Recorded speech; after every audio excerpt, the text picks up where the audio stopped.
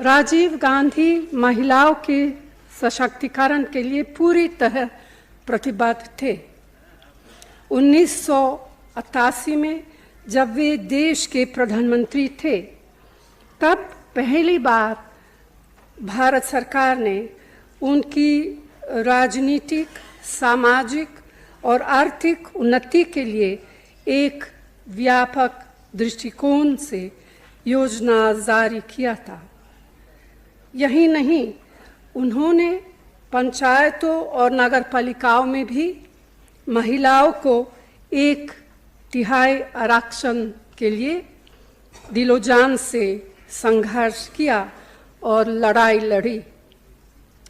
अगर आज 15 लाख से अधिक चुनी हुई महिला प्रतिनिधि ग्रामीण और शहरी स्थानीय निकायों में है, तो ये उनकी दूरदर्शिता और दृढ़ संकल्प का सर्वोच्च सम्मान है। वर्ष 1989 के संसदीय चुनाव में पहली बार 18 साल के युवाओं को, जिनमें आधी महिलाएं थी, को वोट देने का अधिकार दिया गया।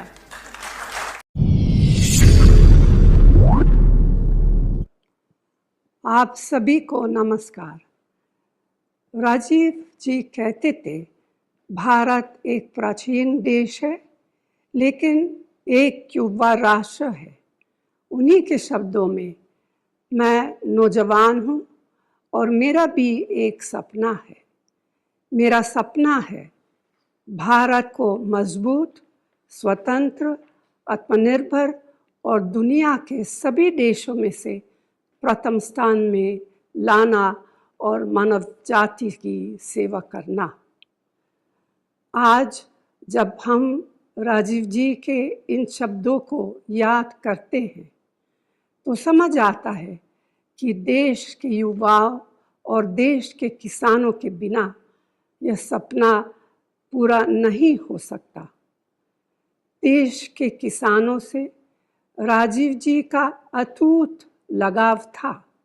उन्होंने कहा था, यदि किसान कमज़ोर हो जाते हैं तो देश आत्मनिर्भरता खो देता है, लेकिन अगर वो मजबूत होते हैं तो देश की स्वतंत्रता भी मजबूत होती है। अगर हम कृषि की प्रगति को कायम नहीं रख पाए तो देश से हम गरीबी नहीं हटा पाएंगे। छत्तीसगढ़ की कांग्रेस सरकार ने राजीव जी के इन सपनों को साकार करने के लिए कुछ ठोस कदम उठाए हैं। इन कदमों से लाखों किसानों का आर्थिक स्तर निरंतर सुधर रहा है। उनके जीवन में उम्मीद की किरण दिखाई देती है। परिवार में खुशी का माहौल है। मुझे खुशी है कि राजीव गांधी किसान न्याय योजना के अंतर्गत सरकार ने सब्सिडी के अलावा छत्तीसगढ़ के किसानों के उत्थान के लिए और भी बहुत से सराहनीय फैसले लिए थे, जो दूसरे प्रदेशों के लिए एक मिसाल है। राज्य सरकार के इन फैसलों से जहां उत्पादन में वृद्धि हुई है, वहीं किसानों की इनकम में बढ़ोतरी का एक नया रिकॉर्ड कायम हुआ है। छत्तीसगढ़ की कांग्रेस सरकार ने न केवल भूस्वामियों के लिए बल्कि भूमिहीन कृषि मजदूरों के लिए भी अनेकों सार्थक कदम उठाए हैं।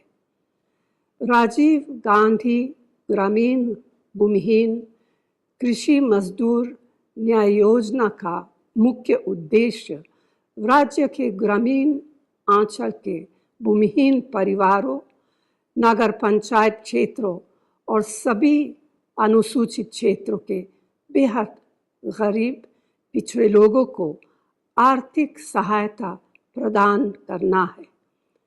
ऐसे परिवार जिनके पास खेती की ज़मीन नहीं है और वे मनरेगा या कृषि मजदूरी से जुड़े हैं, उनको भी इस योजना का लाभ मिल रहा है।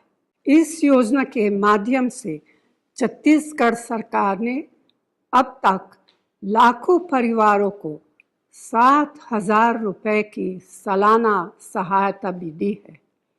मुझे इस बात का संतोष है कि छत्तीसगढ़ में भूपेश बघेल जी के नेतृत्व में कांग्रेस सरकार राजीव जी के सपनों को साकार रूप दिया है। समाज के सभी क्षेत्रों, वर्गों, समुदायों और जन जन के जीवन स्तर को सुधारने की दिशा में अपने को समर्पित किए हुए हैं। सही मायने में राजीव जी के प्रति यही सच्ची श्रद्धांजलि है। धन्यवाद।